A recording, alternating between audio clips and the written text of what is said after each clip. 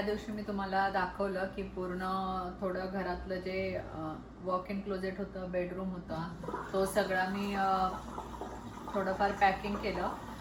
तर आता आज म्हटलं किचनची थोडीफार पॅकिंग करूया. तर आता रात्रीचं डिनर वगैरे झालंय. रात्री ह्याच्यासाठी करते कारण दिवसाचं काही वेळ मिळत नाही त्याच्यामुळे, आणि कारण ते बॉक्स वगैरे लावते वेळी खूप दोघांची गरज असते. तर म्हटलं रात्रीचं करूया. तर आता सवाजलेत रात्रीचे 8:45 आणि सगळं डिनर वगैरे आवरलंय. आणि आता मी किचनच्या सगळ्या ज्या वस्तू आहेत त्या काढायला घेते. बघते कितपत आहेत ते पॅकिंगसाठी, म्हणजे अजून वेळ आहे पण म्हटलं थोडं आवरून घेऊया. तर मी आता हे सगळे जे किचनचं सामान आहे ते काढते. पण ती सुरुवात कुठून करायची ती समजत नाहीये किचनमध्ये, कारण किचनमध्ये एवढं सामान आहे.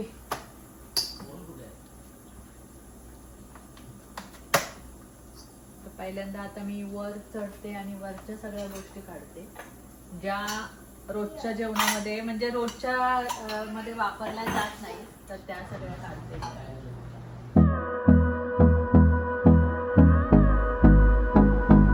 तुम्हाला माहितीच आहे मी हा पूर्ण जे रॅक आहे त्याच्यामध्ये मी पेपर घातलेले होते, तर ते सगळे आता त्यांना ते काढून द्यावे लागणार ज्यावेळी आम्ही रूम सोडणार त्यावेळी. आणि आता हळूहळू ते लोक येणार इन्स्पेक्शन वगैरे करायला रूमचं, तर त्यावेळी त्या सगळं ह्या गोष्टी चेक करतात.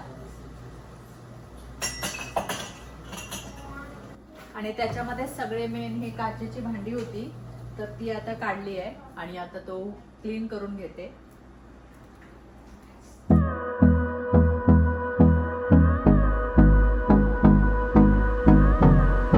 तर आता हे सगळं इतकं सामान काढलंय वरचं.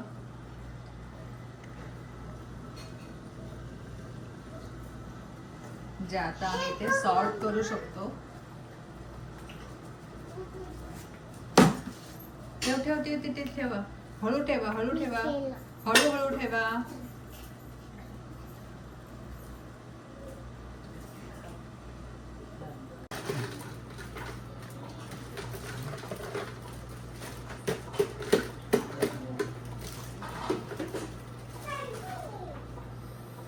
तर आता ही कोकमची डब्यात होती, ती आता काय वाटत नाही कोकम लागतील अशी मला, तर ती भरून टाकते आणि डबे घासायला टाकते. म्हणजे मला ते डबे हे न्यायचे असतील तर उद्या थोडेफार याच्यातले न्यायचे असतील तर मग मिळतील.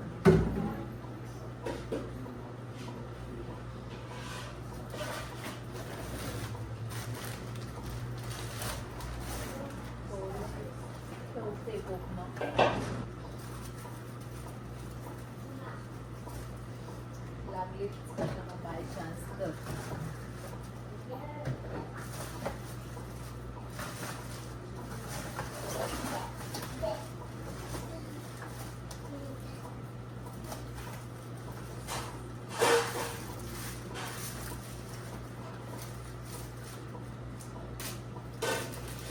छोट्या पिशवीमध्ये ठेवते.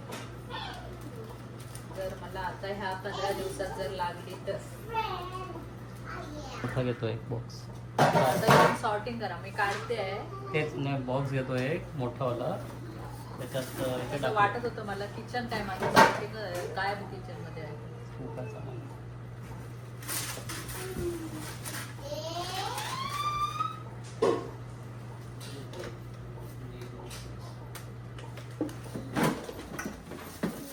तर आता हे जे आम्ही बॉक्स बनवतोय ना तेच खूप मोठं काम आहे. आतापर्यंत 25 तरी बॉक्स बनवले. हे कंबर खूप दुखते टेप मारायला, कारण बॉक्स पण आपल्याला पहिल्यांदा पूर्ण बनवते वेळी त्याला चारी बाजूने टेप मारून त्याच्यानंतर तो बॉक्स बनतो, आणि त्यात सामान भरल्यानंतर हे पॅक करते वेळी कंबर खूपच दुखते पूर्ण वाकून. मला तर आफ्टर डिलेव्हरी पहिलं C-सेक्शन त्याच्यानंतर एपिड्युरल, मग कंबरेचा खूप त्रास चालू झालाय. सो मला जमतच नाही.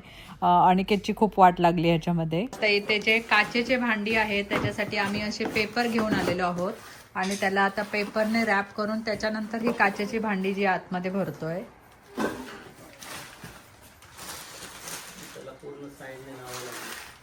नाही तर ते हलणार. पेपर आहे, पूर्ण फिट करावं लागेल.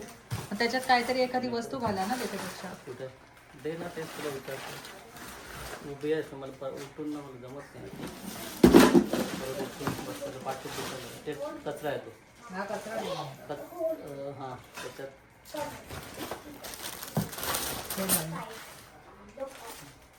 म्हणजे एक वस्तू जाईल ना.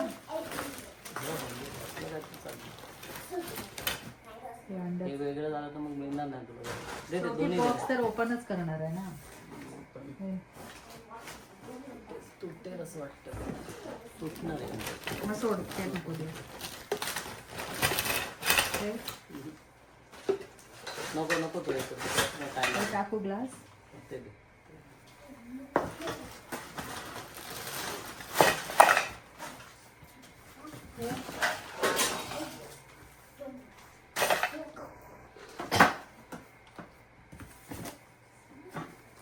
साईडने हवं आहे अजून काय.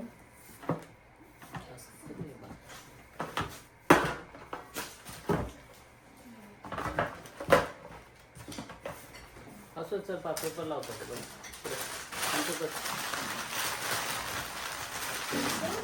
वाजलेत 11. अजून थोडंसंच भरून झालंय. 2च बॉक्स बनवून झालेत कारण खूप केअरफुली भरावं लागतंय सगळं. कारण आत सगळे काचेचे बाउल प्लेट्स वगैरे असल्यामुळे.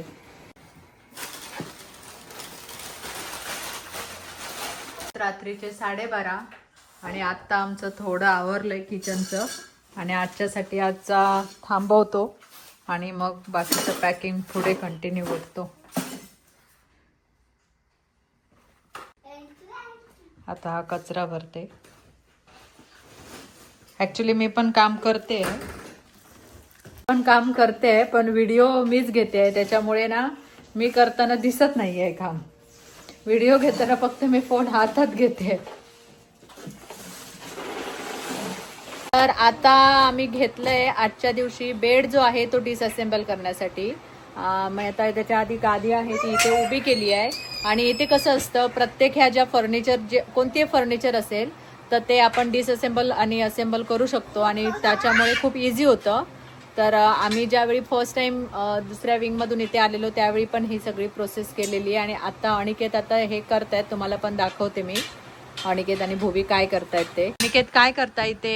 आता बेडची पूर्ण फ्रेम आहे. आमचा किंग बेड होता जे आहे तो त्याला म्हणता हे सगळ्या वरच्या प्लेट्स आहेत तर थोड्या लाईट आहेत जास्त हेवी नाही तर ते भुवीने सगळे आता काढायला यायची इथे एक एक करून ती सगळ्या प्लेट्स काढते आणि इथून मी सगळे स्क्रू असे असतात एवढे सगळे स्क्रू आता काढले आहेत आणि अजून त्या साईडचे पूर्ण काढायचे आहेत. मग ही पूर्ण जी फ्रेम आहे ती एका बॉक्समध्ये येते आपल्याला.